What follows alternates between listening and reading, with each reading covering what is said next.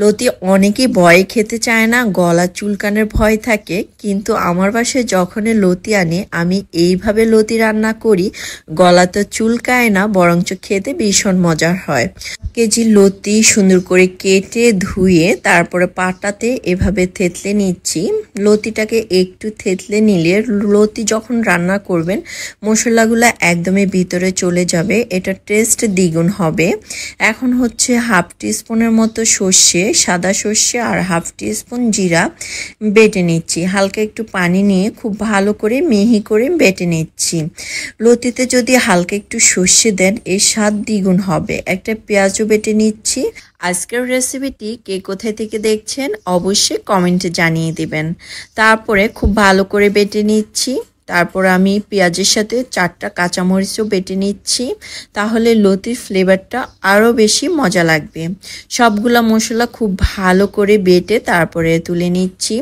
So যারা যারা লতি পছন্দ করেন না তারা অবশ্যই একবার হলো ট্রাই করবেন। এই যে মশলাটা বাটা শেষ, এখন একটা বাটিতে তুলে নিচ্ছি। তেল দিয়ে দিচ্ছি 4 টিস্পুনের মতো, লতিতে একটু তেল লাগে। তারপরে দিয়ে দিচ্ছি পেঁয়াজ কুচি, দিয়ে দিচ্ছি হাফ কাপের মতো। পেঁয়াজকে সফট করে ভেজে নিতে হবে, খুব বেশি ভাজা যাবে না, জাস্ট পেঁয়াজটা একটু সফট হলেই হবে। এখন দিয়ে দিচ্ছি 2টা এলাচ আর 2টা দারচিনি দিয়ে দিচ্ছি সুন্দর একটা ফ্লেভারের জন্য। হালকা কিছুক্ষণ একটু ভেজে নিচ্ছি। তারপরে অ্যাড করে দিচ্ছি আদা রসুন বাটা, 1 টিস্পুন রসুন বাটা, 1 টিস্পুন আদা বাটা দিয়ে দিচ্ছি। হালকা একটু ভেজে নিচ্ছি।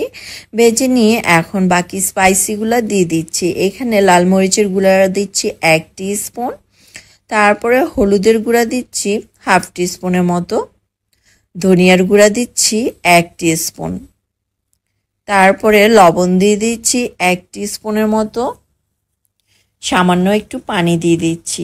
পানি দিয়ে এখন মশলাকে খুব ভালো করে কষিয়ে নিতে হবে। মশলাটা যত ভালো কষানো হবে লতিটা খেতে দ্বিগুণ ভালো হবে। তারপরে দিয়ে দিচ্ছি যে মশলাটা আমি রেডি করেছি বেটে নিয়েছি, সে মশলাটা দিয়ে এখন খুব ভালো করে কষিয়ে নিচ্ছি। তারপরে দিয়ে দিচ্ছি চিংড়ি, এখানে আমি কয়েকটা চিংড়ি দিয়ে দিচ্ছি, একটু কিছুক্ষণ ভেজে নিচ্ছি। তারপরে দিয়ে দিচ্ছি টমেটো, একটা টমেটো ছোট ছোট করে কেটে নিয়েছি। এখন মশলাকে খুব ভালো করে একটু কষিয়ে নিচ্ছি। কিছুক্ষণ কষানোর পর অ্যাড করে দিচ্ছি একটু পানি। আবার মশলাকে কিছুক্ষণ কষিয়ে নেওয়ার পর যখন ঝোলটা এমন মাখো মাখো হবে তখন দিয়ে দিচ্ছি থেতলে নেওয়া লতি দিয়ে এখন হচ্ছে লতিকে উল্টে পাল্টে একদম মশলার সাথে মিশিয়ে দিতে হবে। কিছুক্ষণ নাড়াচাড়া করে তারপরে হচ্ছে একটা ঢাকনা দিয়ে ঢেকে দেব। আর লতিতে কোনো এক্সট্রা পানি আমি অ্যাড করব না, এভাবেই লতিটা সিদ্ধ হয়ে যাবে। লো হিটে আমি চলে আসলাম 5 মিনিট পর। এই যে 5 মিনিট পর লতি কিন্তু একদমই সিদ্ধ হয়ে গিয়েছে। এরকম মাখো মাখো যখন হয়ে যাবে তখন একটু ধনেপাতা দিয়ে নিয়েছি। সত্যি কথা, এই লতির রেসিপিটা অবশ্যই বাসায় ট্রাই করবেন। মাশাআল্লাহ, খেতে অনেক বেশি মজার হয়েছে। আপনারা সবাই তৈরি করে আপনাদের প্রিয়জনকে এই লতি রেসিপিটি খাওয়াতে পারেন। আল্লাহ হাফেজ।